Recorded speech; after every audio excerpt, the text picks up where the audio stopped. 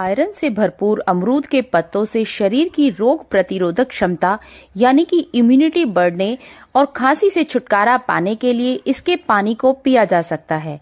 इस herbal water को बनाने के लिए अमरूद के सॉफ्ट वाले पत्तों को धोकर साफ कर लें। अब इसमें 2 लौंग और 2 काली मिर्च डालकर उबाल लें जब तक कि पत्ते अपना रंग ना छोड़ दें। काढ़े को ढककर ना उबालें। इस हर्बल वाटर का सेवन करने से पुरानी खांसी को भी दूर किया जा सकता है।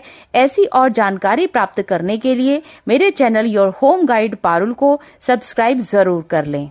मिलते हैं नेक्स्ट वीडियो में किसी और जानकारी के साथ। तब तक के लिए take care and bye bye.